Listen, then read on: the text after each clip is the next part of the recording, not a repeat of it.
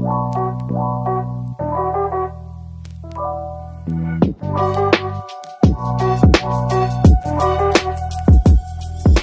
everyone. Welcome to another episode of the White Belt MMA podcast, and it's an absolute pleasure to have on the show today Eric Nicksick, head coach at Xtreme Couture. And man, it's a special one for me, man. Like I was telling him off camera, it means a lot that he's giving me a little bit of his time. And dude, you're a busy man. So Eric, how you doing today?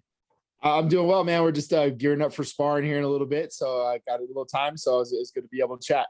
Yeah, definitely, man, definitely. So Eric, I've been a big fan for years. So like, also, the crazy part about your story, right? That I've seen in a bunch of other interviews that I've seen is that you started as a member at Xtreme Couture. So tell us a little bit about that. Tell us about the start of your combat sports career. Yeah, man, it was just that I was literally member number one at Xtreme Couture in 2007. So just kind of stumbled across it. I had a little bit of training before that. I did some training at some small schools here, but nothing to the extent of what they're doing over at Xtreme Couture with Randy and Mike Pyle and those guys. And the reality of it was I really missed the team, the camaraderie. I missed being around like-minded individuals. And that's what I felt immediately when we walked into Xtreme Couture was this family. I didn't have this overwhelming purpose of like, I want to be a pro fighter. I wanted to stay busy and I wanted to keep training. I was actually going to school to be a firefighter. I was going to paramedic school at the time. So, it gave me something to do and it was a great outlet to stay in shape, but also it was very humbling as well. Like I learned a lot and I got my ass kicked quite a bit. I still do, but it was definitely something for me. I felt like I needed in my life. Moreover, just because of the people that I was hanging around constantly shifted to these incredible athletes that were more dialed in and focused on their careers and their task at hand. Yeah, definitely, man. And tell us a little bit about that. You kind of joked around there saying you got your ass kicked and everything like that. And obviously, like for me, I just train jiu-jitsu and just dabble in boxing. And I know how like those first sessions can be. You legitimately feel helpless, but after you have like that light bulb moment, you're like, man, I want to keep doing this. I want to get good at this. So for you, was that kind of the case, especially you coming from like a football background, and and a really good football player too, man. So tell us about how those first training sessions went about. Well, the comparison when you like football, you think it's like on a play, off a play, on a play, you have like the time in between, where in MMA, it's like it's a 5-minute round, and the duration is really, you have to kind of pace yourself and understanding the red lines is like I like to call it now. You have to push hard in certain areas, but you have to know when you have to coast. You have to schedule your breaks, right? Whereas in football, it's like you go hard one play off, or you back to the huddle and everything else. So right away, man, I was really thrown to the wolves. It was like my first day, it was Mike Pyle. And Mike became really my big brother in a lot of this journey for me. Like Mike's been a guy I leaned on a lot. And I got the shit kicked out of me. And I loved every minute of it because, at the time I was coming in off of playing ball, I was like 230 pounds. And then here's Mike, who fights at welterweight, 170, probably walks around 190, maybe 200 pounds at the time. But, you think about size. You're like, oh, well, I can just outmuscle this guy. And that was not the case at all. I was getting tossed around. I was getting choked. I was getting armbarred. Every little thing he wanted to do, he did it. And it was very humbling to begin with.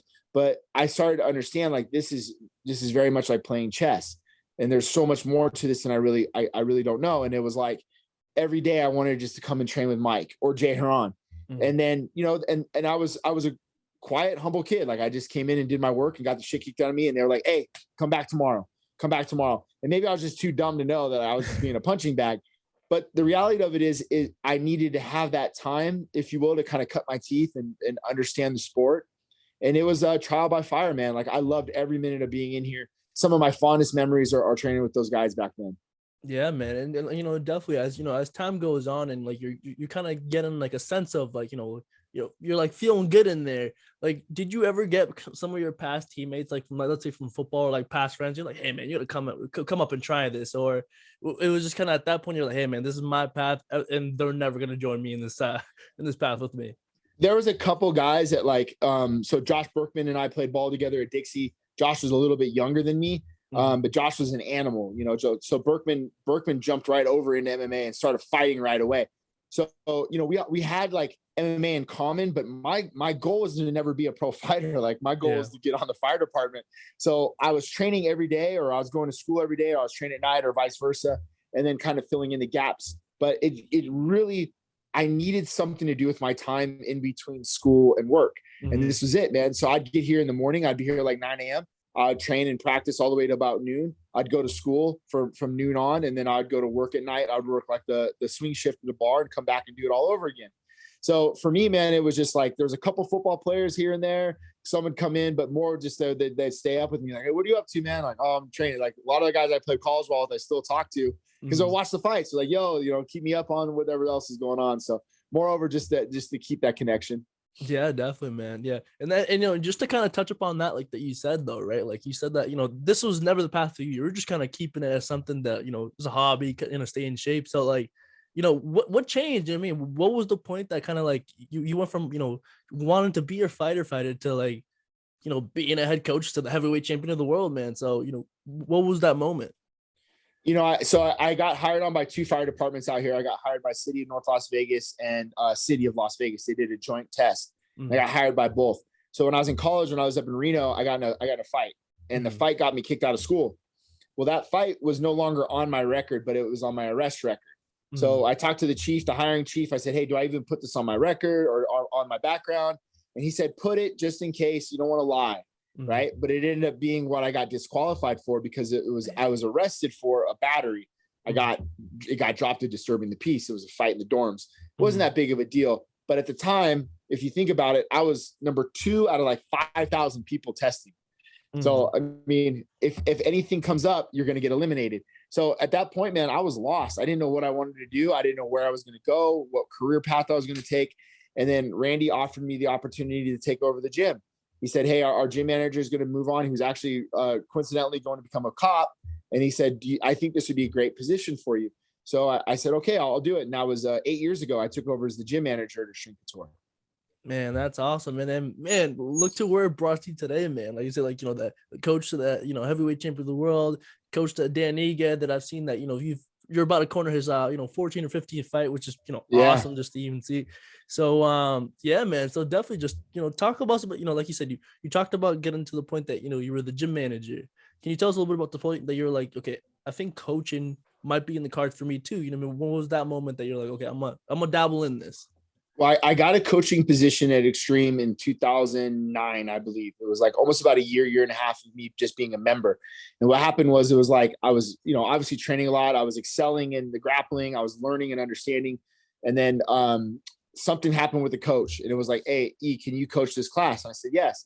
So I coached the class and it went over really well. And then they offered me to continue to coach this Friday class. And it was like my only class. I had Friday. And I loved it. It was like my baby, so I was like taking care of it. I was calling people and telling them to show up. And I would average like anywhere from 20 to 30 people in this class. And then I started to realize like, I came from a coaching background through my dad and the lineage that I come up from. So I always thought I would coach at some capacity, but I thought it might've been football.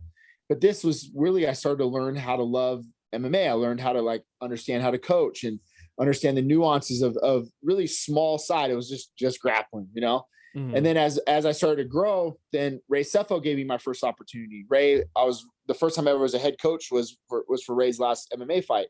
So Ray opened that door for me, gave me the opportunity. Then it was Brad Tavares and Martin Kampman. And slowly just started growing. Dennis Davis was really my first time I ever cornered a freaking fight. So like all these guys really had to give me that opportunity for me to like open that door. I needed somebody just to let me open the door. And then I realized that I can make this work. I can make this a career. And it just really forced me to learn and it was trial by fire. Yeah, definitely, man. Definitely. And like, I ask these fighters like this question a lot, right? In terms of like, their first time fighting, right? Were there early nerves? So for you, like your first time cornering someone, I know it might be a little different, but were there any nerves too? Especially you're like, oh man, like, this man's going to be leaning on me in between rounds to give him advice to, how to get better in the fight. So was that kind of the same case for you? Yeah, big time. And I think, the first couple of times I cornered, I was never the lead corner. I wasn't the head guy. It was almost a second or third. And then, you had your role in the corner and you listened and you paid attention. And then, slowly but surely, maybe you were cornering one guy as the head. And it was mostly with Dennis. I would be Dennis's head coach. And then, you would kind of perfect your craft, if you will. And then slowly, I think you start building that confidence and understanding what you need to say and how you need to deliver it. But again, man, it's freaking reps. We're just having reps on reps. So I'd come in and I would corner amateurs during rounds, during sparring, throw them in the cage, and I would corner them. And Dennis would be standing around or watching or listening, and then he would kind of critique it. He's like, "Hey, you're saying too much, or you're yelling too much, or you're doing this, or you're doing that." And then I would listen to what he'd have to say. It was constructive criticism. And then I would try to hone and perfect my craft. So a lot of the reasons, I mean, I'd say 90% of the reasons why I'm here is really because of the opportunities like Dennis gave me, and learning underneath him and giving me the opportunity to corner him really helped me understand how to do it in the sport. Yeah, man. And it brought you all the way to, like you probably heard a bunch of people say this in interviews, but it, probably still feels good to hear it, right, man? The 2020 head coach of the year moment you got that, right? Just seeing, like you said, 1,000 of reps, getting better at coaching, getting better at giving advice, knowing how to deliver that message. How did that moment feel when you saw that, like, you were the 2020 head coach of the year with, Tyson Charger, of course, but both of you guys are great guys.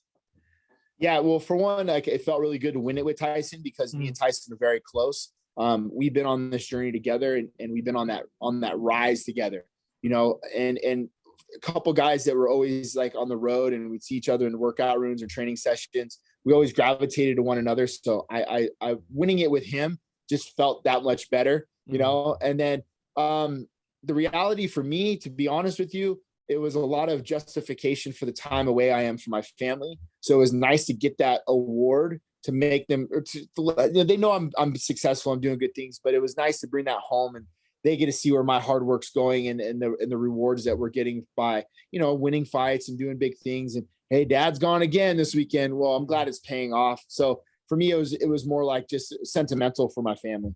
Yeah, definitely, man.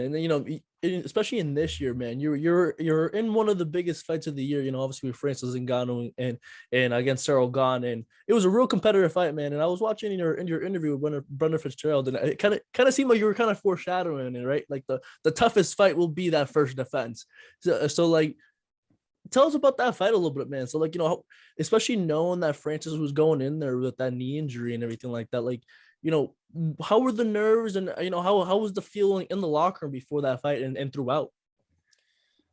Honestly, when we got there, fight week, no nerves at all. Like, it was like, okay, we're here. Once we got through that, we were going to fight with that injury, we understood that, like, all of our minds shifted into the tunnel vision.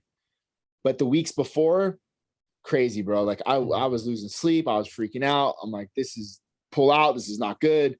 How are we going to win? How are we going to do this? How are we going to do that? I never said these things, but it's going through my head, and it was just panic mode for me. But I had to remain calm for my fighter, because obviously if I'm panicked, he's going to be panicked. So I had to maintain a level of coolness, but inside I was freaking the fuck out.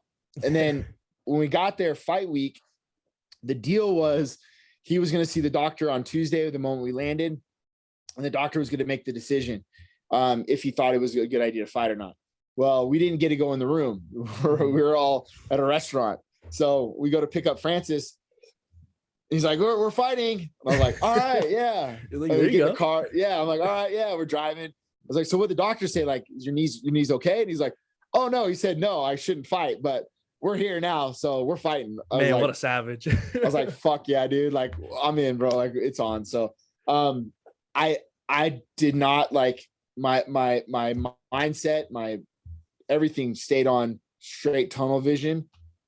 I was fucking dialed in, bro. Like, I wasn't really nervous at all. Even in the corner, like, hey, round one didn't go our way. Round two wasn't really going our way.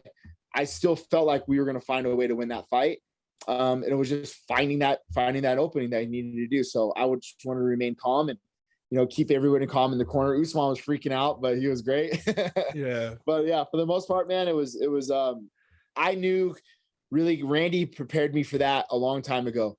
He always talked to me about, like, I get to spend a lot of time with Randy Couture. And that was the one thing that always stood out to me. He's like, it's your first title defense is your hardest fight of your career.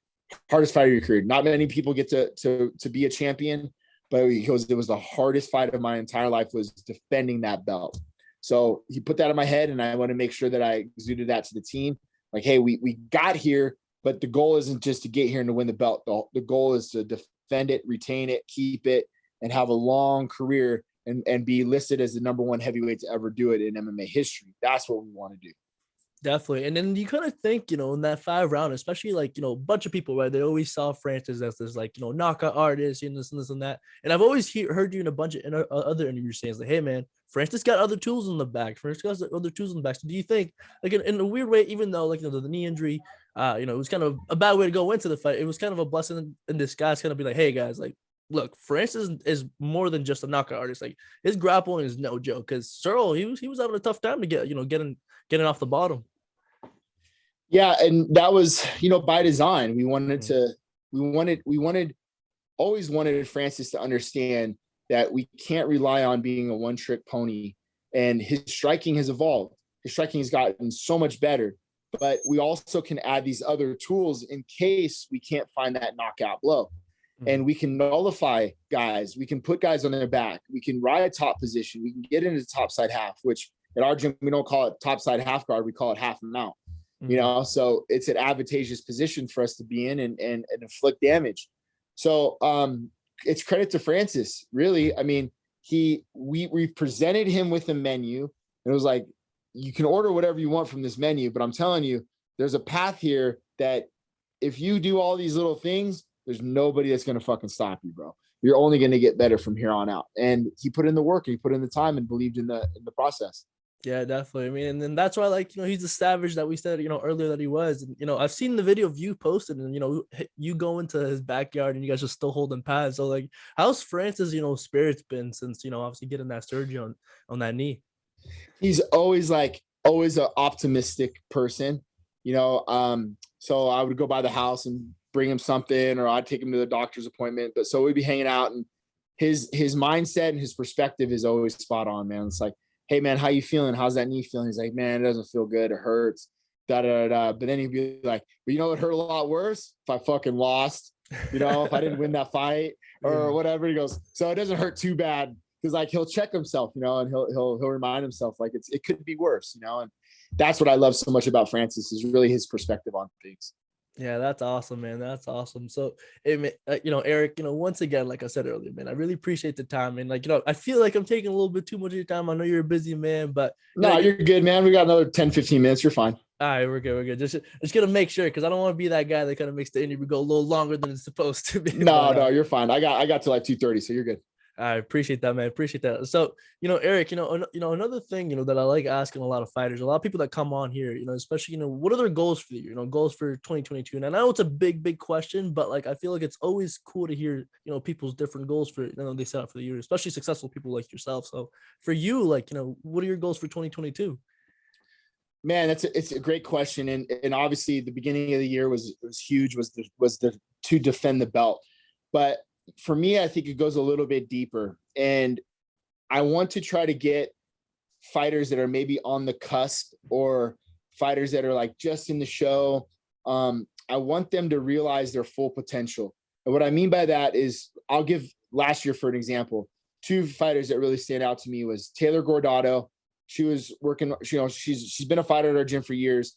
She works our front desk. She's an amazing human being. She's an amazing fighter, an amazing mom, and a wife. But I wanted her to see that like mountaintop, and I wanted her to be able to win these fights, but also get a little bit of financial freedom, and to be able to help her navigate, be a part of her navigation through the PFL to get to the finals. It was awesome to watch. It was awesome to see. And now her life is for the better. And then Chris Curtis was another one that really stands out to me. Chris wanted to quit fighting altogether in September. When Kyle Reyes passed away, Chris came into the gym, and it was just me. I was just sitting on the cage right before practice starts, and Chris walked in about an hour early, and he said, hey man, I think this is it for me. I think I'm going to hang it up. And he, we talked, we had a moment about, he feels like he's missing out on his son's life. Kyle just passed away, and the fragility of life, we're talking about these things. And I just said, hey man, I want you to give me till the end of the year. Just give me to the end of the year. It's September now. You already have a fight booked. You got 3 more months of the year's up. Let's just see the rest of this year out, and let's see what we can do with the rest of 2021. And he did. And he got into the UFC. He knocks out Phil Haas. He ends up fighting Brendan Allen. He ends up getting a knockout win there.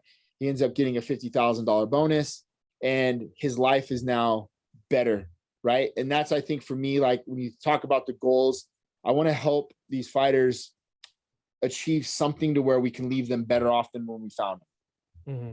Yeah, man, that's, beautifully said, man. Beautifully said. So, Eric, once again, man, I appreciate the time, but I do have to throw this one question at you, man. Especially being in Vegas and you being a football guy. Are you a Raiders fan, or like, I know at the time, you growing up in Vegas, there wasn't a Vegas team. So, what was your team of choice, or did you just jump on the bandwagon? You're like, hey, Raiders all day. No, so ironically, my favorite player of all time is Jack Tatum. Who's a former Raider. Let me see. I still have it up here. Hold on. I'll grab what's that. So this hangs up. This is in my office. That's epic. Yeah. That's Jack Tatum signed it. That's when he knocked out Sammy White in the Super Bowl. Mm-hmm. Like literally blew his helmet off his head. Man, chin strap and earpieces flying everywhere. So Jack Tatum was my favorite football player of all time. They call me there's a book that he wrote, they call him the Assassin. It's a great book. But I wasn't a huge Raider fan. So I was actually a season ticket holder for the Chargers forever. Okay. So yeah, so kind of random. And then, Sean Merriman trains here at Xtreme Couture. I was a huge Sean Merriman fan, and they got rid of him. They got rid of Sean Merriman. They got rid of, Eric Weddle and LT and all these guys. And for some reason why I just started not to really like the business of it. I wasn't really much of a football fan per se of any NFL team. And then when the Raiders moved here, being born and raised in Vegas, I'm like, I gotta like the Raiders. Like, I'm not really necessarily a Raider fan or a diehard, but we never thought we'd ever see an NFL team here in Vegas. And me being in Vegas, diehard, it's like, all right, Raiders it is. We're gonna like the Raiders. So it was more hard convincing my wife to shift over to the Raiders. But now that she's been to a few games and she's all about it, she loves the team, she loves the Raiders, and as do I. There's a couple of the guys that train here at the gym. So great people, and it's super fun going to the games, and it's just nice having that camaraderie now with the Vegas community. Yeah, definitely. I mean, especially such a great season too. Especially, I always kind of go back to that game that that they kind of won on the field to kind of get into the playoffs type of thing. Like yeah, like were you at that game, or was it one of those games that you just were watching from home and you're like, man? No, we were there. It was the Monday night game versus the Chargers, and it was myself, Brad Tavares, and then Danny Davis. So we had where the Win Club is. There's like the front row, and we ended up having a table, and you're in the end zone. You're like sitting in the end zone. Oh man, that's epic. And then that was the end zone that we were going into. So we saw everything, man. It was definitely for the memory bank, man. It was a lot of fun and being there firsthand. And Brad is a born and raised diehard Raider fan. I like the Raiders. I like having him here, but being there with one of my best friends and watching him so happy and us going to the playoffs, man, it was a lot of fun. Man, that's awesome, man. And, I'm happy for you guys. You guys have a good team. My Giants, as you can see from over here, like that one low poster, man. I feel like we've been cursed ever since winning those Super Bowls. So it's like you sell your soul, It's like, all right, we'll win a Super Bowl, but we're out for 10 years, So yeah, hopefully they get their shit together. I know, right? The life of a fan, right? So yeah, so Eric, once again, man, I appreciate the time. So before we go, man, do you want to plug in all your social media so everyone watching can go and follow you? Just on Instagram, Eric_XCMMA. It's the easiest way to find me. Sounds good, Eric. Eric, you're the man. Hopefully we can do it again in the future. And to everyone watching,